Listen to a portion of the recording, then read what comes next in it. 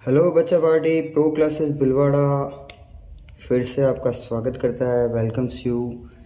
बच्चा पार्टी हमारे पास मैसेजेस आए थे कि सर प्लीज़ क्वाड्रेटिक पॉलिनॉमियल की और ट्रिक्स बताइए, तो आज हम आपको क्वाड्रेटिक पॉलिनॉमियल की एक्स्ट्रा ट्रिक्स बता रहे हैं।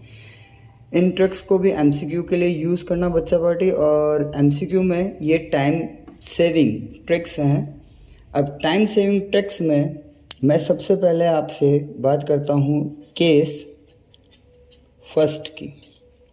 केस फर्स्ट में बच्चा एमसीक्यू में कभी भी कोई भी क्वाड्रेटिक पॉलिनॉमियल दी हुई होती है, quadratic polynomial ax² plus bx plus c, ये क्वाड्रेटिक पॉलिनॉमियल का जनरल फॉर्म होता है।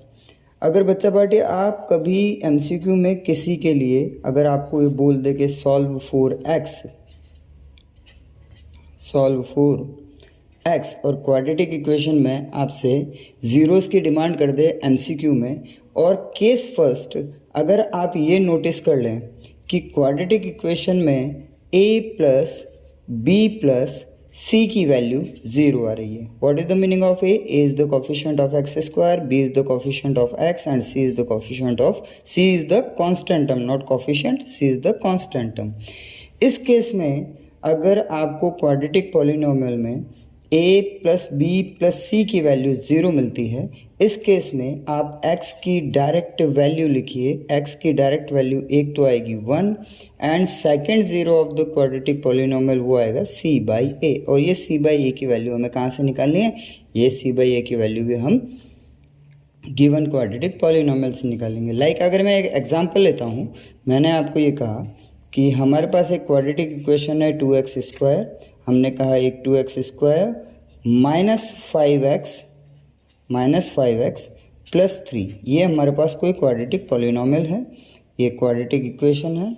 अगर इस इक्वेशन के ज़ीरोज़ फाइंड करने हैं और एमसीक्यू दिया हुआ है, तो बच्चा पार्टी यहाँ पर ध्यान से देखो, a की वैल्यू यहाँ पर 2 है, b की वैल्यू यहाँ पर -5 है, c की वैल्यू यहाँ पर 3 है। अगर मैं इन तीनों को ऐड कर देता हूँ 2 प्लस -5 प्लस 3, तो इनकी value 2 plus 3 is equals to 5 and -5, इनकी वैल्यू क्या आ रही है? 0। Meaning a plus b plus c की वैल्यू मेरे पास क्या आ गई? 0। ये मेरा केस फर्स्ट है, और अगर ये केस मुझे मिल जाता है तो मुझे इसे सॉल्व करने की, इसको फैक्टराइज करने की, क्वाड्रेटिक फार्मूला लगाने की कहीं कोई ज़रूरत नहीं है। यहाँ पर मैं इसके direct zeros x equals to 1 and x equals to c by a, तो यहाँ पर c क्या है? 3 एंड बाय a क्या है? 2, तो इसके ज़ीरोज़ आ गए, यानी कि alpha and beta are x के लिए 1 एंड 3/2। ये कौन से केस में होगा? तो ये बेटा ऑब्जर्व कर लेना कि a plus B plus C is equals to क्या होना चाहिए? 0 होना चाहिए।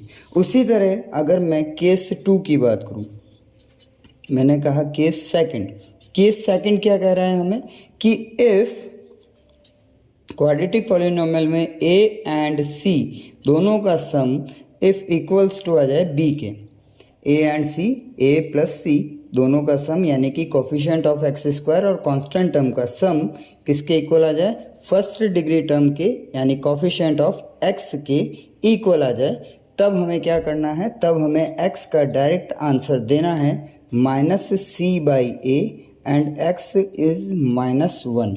लाइक इसी तरह से अगर मैं कोई इक्वेशन यहाँ पर एक एज ए एग्जाम्पल ले लेता हूँ, तो एज ए एग्जाम्पल मैंने यहाँ पर एक इक्वेशन ली 3x² प्लस 7x प्लस 4। अब यहाँ पर आप बच्चा पार्टी देखेंगे a की वैल्यू 3 है, c की वैल्यू 4 है, 3 प्लस 4 अगर मैं करता हूँ दैट इज़ गिवन 7, यानी b की वैल्यू के इक्वल आ रहा है। इस केस में मुझे इस क्वाड्रेटिक पॉलिनॉमियल को ना फैक्टराइज करना है, ना इसमें क्वाड्रेटिक फार्मूला लगाना है, ना ही कोई उधम धड़ा करनी है। मुझे अगर ये एमसीक्यू में इसका कोई आंसर पूछ रहा है तो मैं इसका सीधा आंसर दूंगा, x की वैल्यू दूंगा -c/a। तो what is the value of c is 4, तो -4/a is 3 and what is the value of x की? अगेन सेकेंड वैल्यू क्या आएगी? वो आएगी -1। This one is your quadratic polynomial. यहाँ पर मैंने 2 केस डिस्कस किए हैं बेटा जी, दोनों ही केस टाइम सेवर हैं।